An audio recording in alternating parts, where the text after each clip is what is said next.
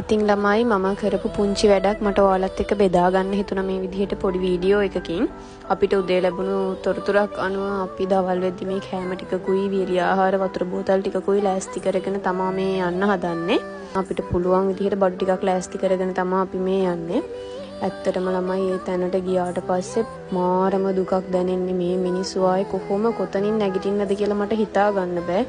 හැම දෙයක්ම වතුරට ගහගෙන ගිහිල්ලා මඩ වෙලා ඒ මිනිස්සු ආයේ අලුතින්ම ජීවිතේ පටන් ගන්න ඕනේ.